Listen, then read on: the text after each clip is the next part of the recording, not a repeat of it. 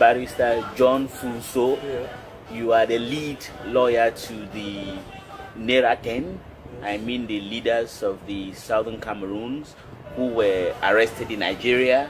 Terminology differs from who is speaking. Some say it was a kidnap and others say it was an arrest, legal arrest. Now, tell us, the other day I saw you in a picture in Abuja with lawyer Oro, who is also a lawyer, I think if I'm not wrong, to Siseko. Now tell us, what did you go to do in Abuja?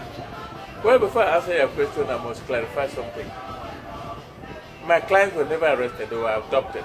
I would say kidnapped because there was no warrant of arrest, there was nothing, and they were arrested by Nigerian security forces, taken to Defense Intelligence Headquarters and detained on the ground for 20 days before they were again blindfolded and taken to the airport and thrown into Cameroon military plane like cargo and brought to Yaoundé. That said, I went to Abuja because the lawyers in Nigeria, Femi Falana and Abdul Oro, have filed an action in Nigerian court on behalf of these detainees.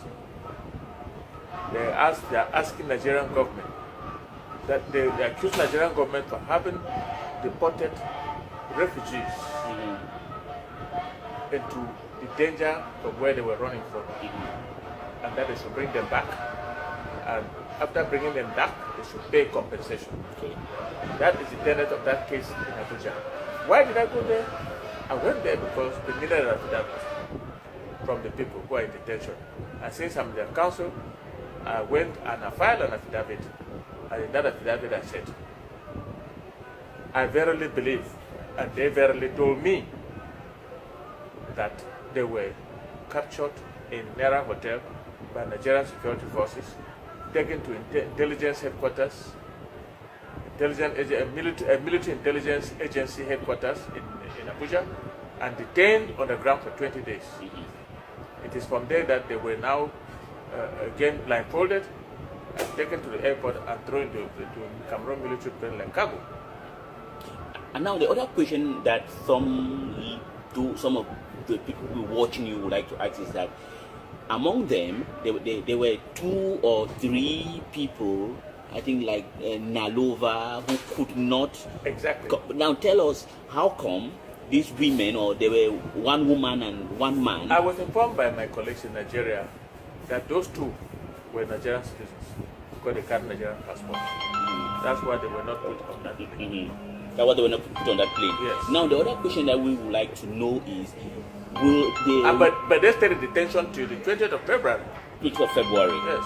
The other question that we would like to know is this: do you think that will the ruling of the Nigerian Federal High Court sitting in Abuja have any impact on the procedure or the legal procedure that you are carrying out here in Cameroon? The ruling of Nigerian High Court is still very far. The matter has been adjourned to the 22nd of January, and now we're going back to Nigeria. And a few of my colleagues will accompany me. They will end, because they are also members of the Nigerian bar. They will enter appearance in Nigeria, but I will act like a witness. We will go back for that hearing on the 22nd of January. We have already had a ruling here which did not favor us. Even though we have appealed to the Supreme Court, we are not going to wait for the Supreme Court. We have the necessary requirements to now go to Geneva, Human Rights Court. In Geneva. Yes. Now let's come back to the case that you are following here in Cameroon, that you are the lead lawyer. Yes. Tell us, at one point you seem to be heaping a lot of praise to the judge of the Fundi Appeals Court, and you were kind of optimistic.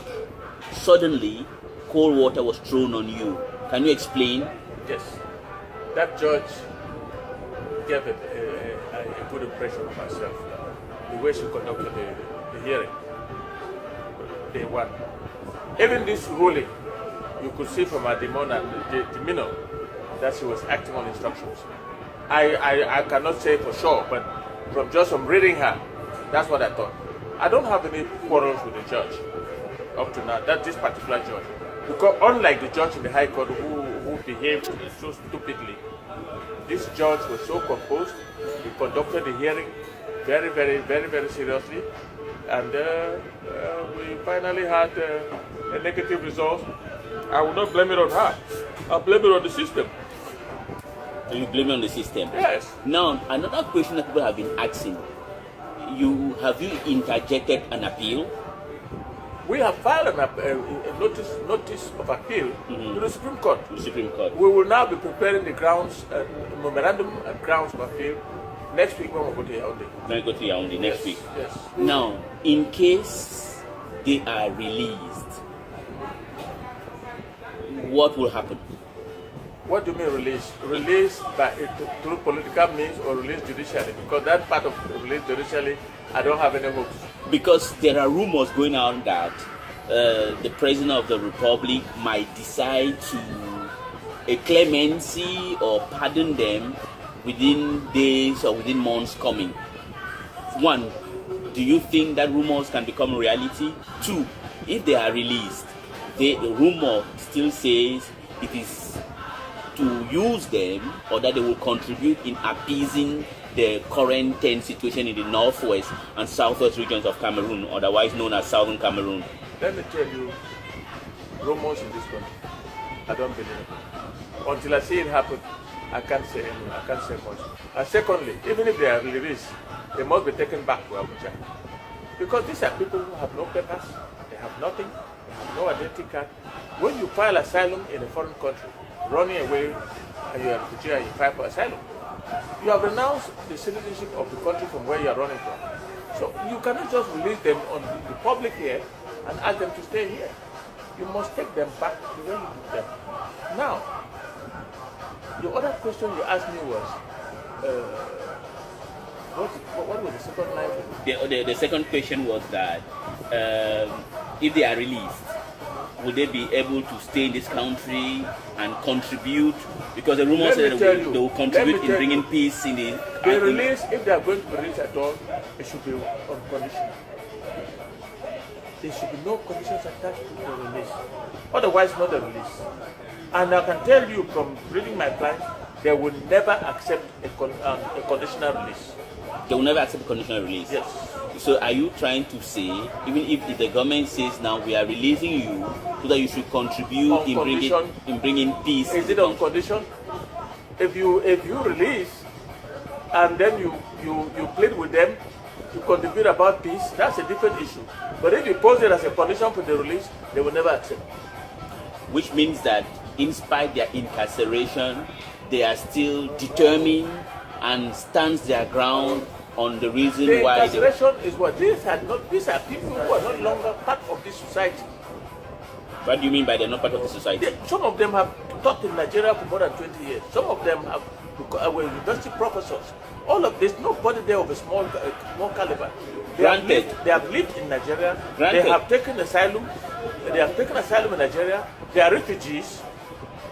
What would they be doing here? That was a question I wanted to ask, that the fact that you have taught in Nigeria for 100 years doesn't mean that you're not Cameroonian. They applied for asylum, and they were granted, and they filed with the UNHCR as refugees.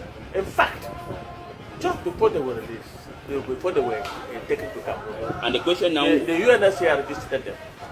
And the Nigerian government assured the UNHCR they will not be deported. But when they turn their back, they deported them. Now the question is, if someone is no longer Cameroonian, can he or she participate in the Cameroonian politics as they are participating? That would depend upon the Cameroon authorities. But it should not be made as a condition for release. That's what I'm trying to let you know. Okay. The condition, that release should be unconditional. These are refugees. Take them back to where you took them. If for any reason you don't take them back, okay. We as councils, we will handle their repatriation back. But then, how do we do it without papers? We will have to get the UN involved, so that the UN can give some kind of pass, so that I can take them to a different country, which probably may not be Nigeria, or even Nigeria, because they already have refugee status in Nigeria. And do you think, now between you and I, honestly speaking, are you optimistic that they can be released one day? I am telling you that I am not optimistic because Romos remain what they are, Romos. And this country, there's a lot of Romo peddling. You may want to know that there are already several governments circulating on social media. Those are Romos. Exactly. But there's no reality in that. Good. And then there's other question. You have filed an appeal at the Supreme Court. Yes. At Supreme Court. Now, if your appeal is not favorable, what other steps do you have? I just told you, Eli, that I now have enough evidence. I'm now satisfied the local remedies, and I'm ready to take the case to Geneva. I'm not counting on any court in Cameroon, be it Supreme Court or any court, because it's influenced by the regime. By the regime. And finally, if you have any word to their families, and I think because the other day the wife of Sissoko wrote an appealing, compassionate letter to the president, to the wife of the president of Cameroon, that is Chantal Biya. What can you have as a message to that lady and to many other Cameroonians and Southern Cameroonians who are so worried about those in detention? I work for Madame Liliane Sissoko, and after the hearing, after the dismissal of my case, I called her and talked. I keep abreast with the families of the detainees. I inform everybody who is involved, any stakeholder in their detention. We have informed all of them, and we are in touch with every family member, and we think that they are aware of what is happening. Okay. And even though I say it's final, but I'd like to ask another question. Many people have been asking me, when you meet Barrister, so ask him, did he see them, even though they Social media already carries some pictures that were taken this time around. Yes. They took Barrister Yambe's picture, they took Martha Sang's picture, they took Dr. Awason? No,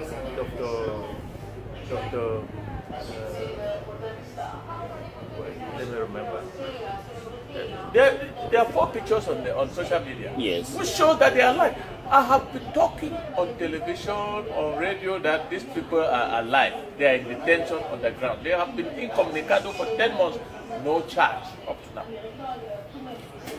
Barrister John Fruso, thank you very much once again for giving me the opportunity to speak with you. Thank you very much.